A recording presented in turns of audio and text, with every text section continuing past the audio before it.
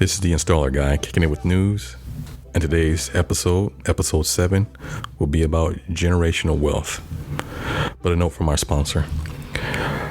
This episode was brought to you by Joe Agashi Motors. You need a fancy car? Not a jalopy. Grab a phone and call Joe Agashi. Now, this episode talks about generational wealth in different ways. First off, generational wealth is something that the Black community is trying to achieve or have achieved. It's just not been put on the spotlight. First of all, for those who don't know, generational wealth is basically it's wealth that's been transferred from one generation of a family to the next. It can consist of valuable assets such as cash, real estate, securities, or ownership of a family business. That's basically generational wealth. It actually can take the form of education, contacts, the ability to take greater risks, and lucrative employment within a family business, which is also comprised of that.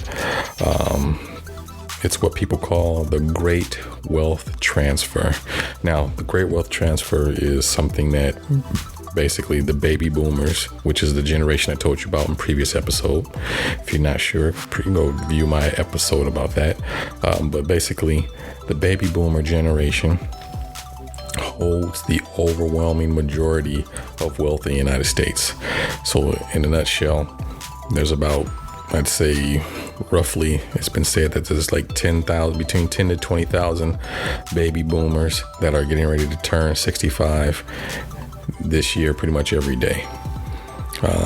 For over the next 20 to 30 years, there's going to be trillions of dollars worth of wealth that will transfer to their children.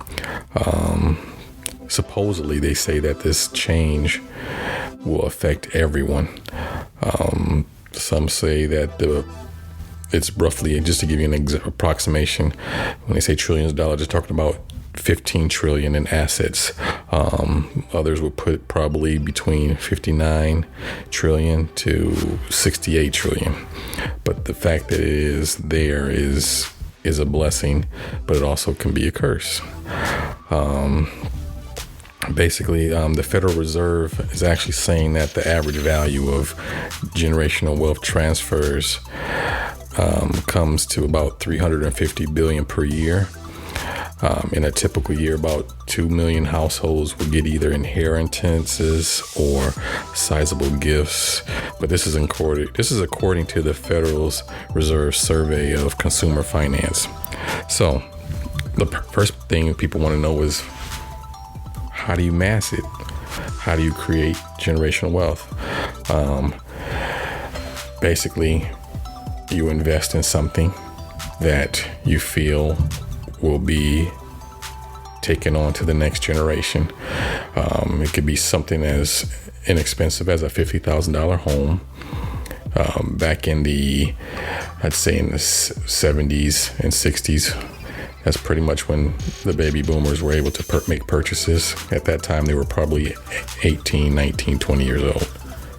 So with these purchases, which should be in stock, maybe. The purchase could be in a home. It could be in a family business, pizzeria, for example. These businesses over time, if taken care of properly, will mature and have a higher value. So the people that invested in Microsoft back in the 70s, or McDonald's, or people that actually had a home that was worth only $50,000, maybe $30,000. Fast forward to today, the home's value is probably in the 200s or 300s, with the addition of course, renovating and things like that. While things like investments have skyrocketed because the technology has advanced. So as a result, people repeat visits from consumers to take on that. Same with the home. it appreciates because more people move in that area. They make the place look, the area, that's the town, the city, you name it, it gets better and better with improvements.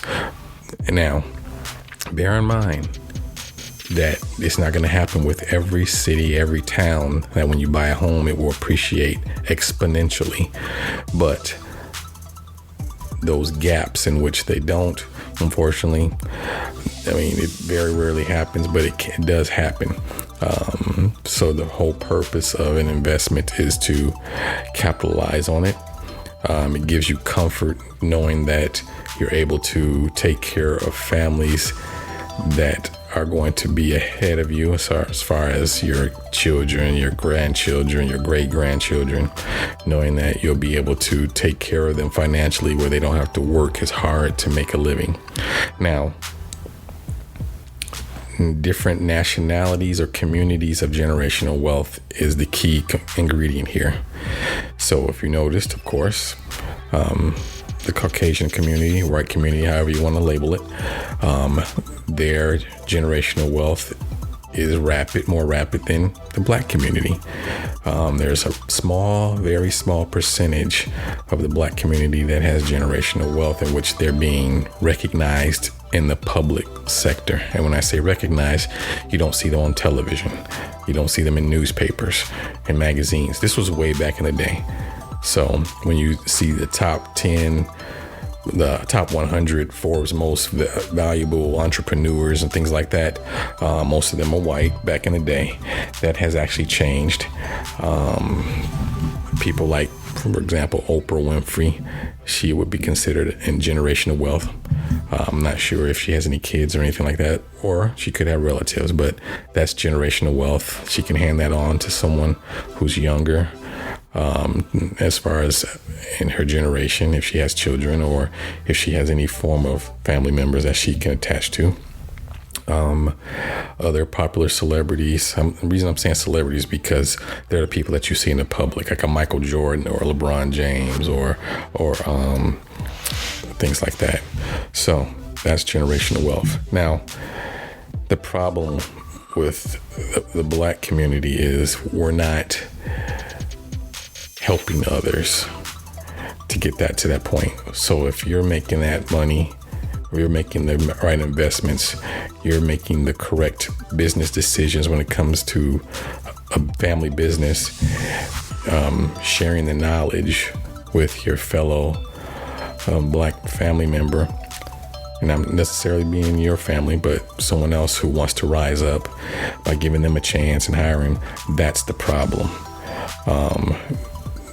The Black community doesn't want to assist other people. The minute you get to a certain age, for example, if the son or daughter in the home gets to 18 years of age or older, the first thing the parents want to do is, okay, you can go out and get it on your own. I noticed that when I was a technician and we're going to people's homes, there were Indian and Asian families that actually had several generations inside the home. Now, these are huge homes. So, for example, maybe I'm in a certain area in the mansion of a home, and when you first see it, when you first pull up, you're going to assume, just like anybody else, that it's a white family. But when you go inside, you realize they're Indian. And you notice that there's several generations in the home. You'll see a great grandparent, you'll see the parents, you'll see the children, and then you'll see their kids. So you have 3 or even 4 generations in the home in which they're living abundantly comfortable because they made the correct investment of basically taking care of each other. So that way, when the time comes, they could either run the family business, have enough wealth on their own as youngsters to go out and get their own place or do their own thing, and basically they build them up. Same with the Asian community. A lot of family businesses. Of course, now due to the pandemic, a lot of people are working from home, but that still doesn't stop generational wealth from occurring. So in a nutshell, that's how that works. Now, first thing people think is, oh, wow, well, I'm helping other people, where does it come back on me? Well, the purpose of that is the comfort knowing that you've helped someone. It's a sense of gratitude knowing that you've helped your fellow man achieve the goals that you've achieved already, sharing the knowledge. So hence you see people that have seminars and ways to create wealth. And when I say the word wealth, I don't want people to think money all the time. Wealth could be, like we said earlier, it could be assets that you own, property, business, family business, things that actually are kept in the family over and over. Now, this happens a lot. Back in the day, passing things down from generation to generation was probably as simple as just getting money from a family member's passing or getting property that was handed off due to being given. There was several ways of doing that, but all in all, generational wealth in the Black community needs to strengthen. And when I mean that, it means we need to recognize those who are trying to achieve that goal just like we are. And when we see someone trying to strive to get better, and it could be the most simplest thing. You're taking care of your family.